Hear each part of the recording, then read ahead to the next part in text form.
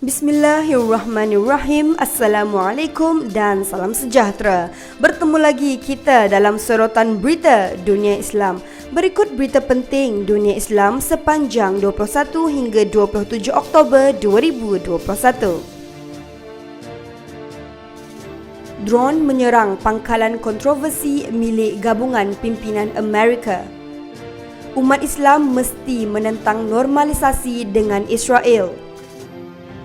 Tehran bersumpah Israel akan menderita ribuan bilion dolar.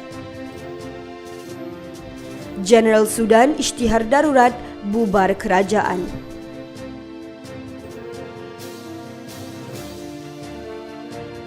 Drone yang tidak dikenali dilaporkan melakukan serangkaian serangan terhadap pangkalan tentera kontroversial milik gabungan pimpinan Amerika yang menduduki Syria. Serangan tersebut dilaporkan berlaku di pelbagai media pada akhir Rabu.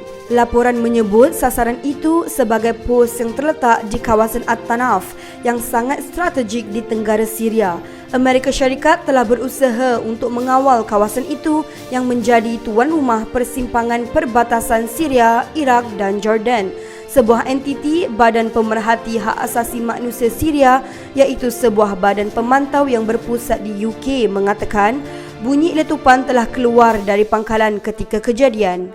Sky News Arabia menyebut seorang pegawai Amerika menggambarkan kejadian itu sebagai serangan roket penilaian awal, kata pegawai itu, menunjukkan bahawa kumpulan Iraq telah melakukan serangan udara tersebut.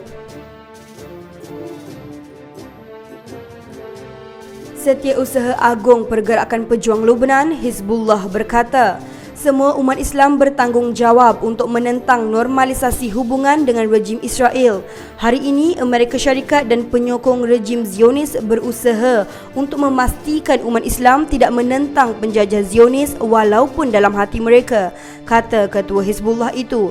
Umat Islam mesti menentang normalisasi hubungan dengan rejim Zionis dengan cara sekecil manapun yang mereka mampu, tambahnya. Said Hassan Nasrullah membuat kenyataan itu dalam ucapan yang disiarkan di televisyen pada hari Jumaat dalam majlis yang diadakan sempena ulang tahun kelahiran Nabi Muhammad SAW di pinggir selatan Beirut di Dhahiyah.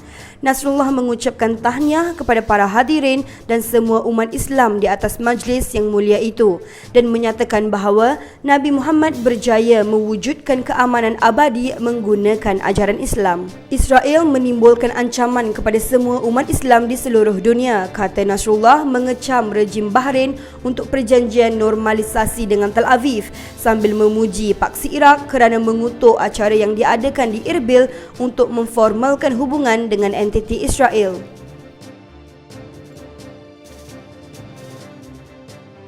Israel akan dipaksa membayar harga ekonomi yang teruk jika ia berani menyerang Iran. Ali Shamkhani, Setiausaha Majlis Keselamatan Negara Tertinggi Iran, telah memberi amaran.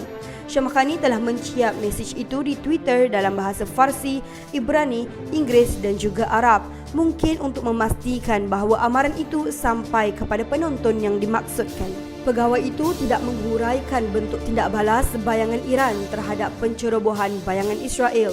Republik Islam diketahui mempunyai rangkaian luas peluru berpandu balistik dan peluru berpandu jelajah konvensional. Kebanyakan darinya secara teori mampu menyerang Israel sekiranya berlaku serangan. Tehran juga mempunyai beberapa sekutu berhampiran Israel, termasuk gerakan Hizbullah Lebanon dan kerajaan Syria, yang mana ia telah membantu dalam perang selama sedekad di Damsyik menentang pelbagai kumpulan jihad palsu dan pemberontak sederhana yang disokong pihak asing. Amaran Shamkhani itu hadir susulan laporan media Israel minggu lalu bahawa pihak berkuasa negara itu telah meluluskan bajet 1.5 bilion dolar dalam pembiayaan untuk persediaan bagi menyerang kemudahan nuklear Iran, dengan perbelanjaan dikatakan termasuk segala-galanya daripada pesawat dan drone pengumpulan risikan kepada persenjataan yang diubah sesuai untuk serangan ke atas kemudahan bawah tanah Iran yang berkubu kuat. Dana itu dilaporkan adalah sebahagian daripada belanjawan pertahanan 17.5 bilion untuk tahun fiskal 2022 yang diluluskan pada musim panas ini.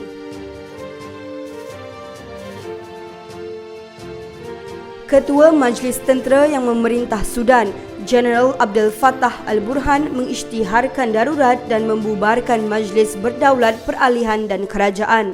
Tindakan itu dibuat beberapa jam selepas tentera menangkap Perdana Menteri Abdullah Hamdok dan Menteri dalam Kerajaan Awam. Kami mengisytiharkan keadaan darurat di negara ini, membubarkan Majlis Berdaulat dan Kabinet serta membekukan kerja jawatan kuasa pemerkasaan, kata Al-Burhan dalam ucapan di televisyen.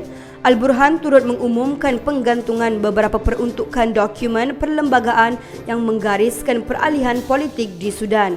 Menurut Kementerian Penerangan Sudan, pasukan tentera menahan Hamdok awal Isnin selepas dia enggan menyokong apa yang disifatkan sebagai rampasan kuasa. Sehingga hari ini, Sudan diperintah oleh Majlis Berdaulat Pegawai Tentera dan Awam yang menyelia tempoh peralihan sehingga pilihan raya yang dijadualkan pada 2023 sebagai sebahagian daripada Pakatan Perkongsian Kuasa yang tidak menentu antara tentera dan gabungan Forces for Freedom and Change.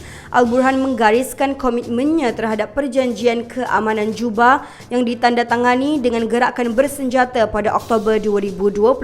Beliau berkata, kerajaan teknorat bebas akan dibentuk untuk memerintah negara sehingga pilihan raya pada Julai 2023. Kami akan terus berusaha mewujudkan suasana untuk menjalankan pilihan raya, katanya. Sekian sorotan berita dunia Islam.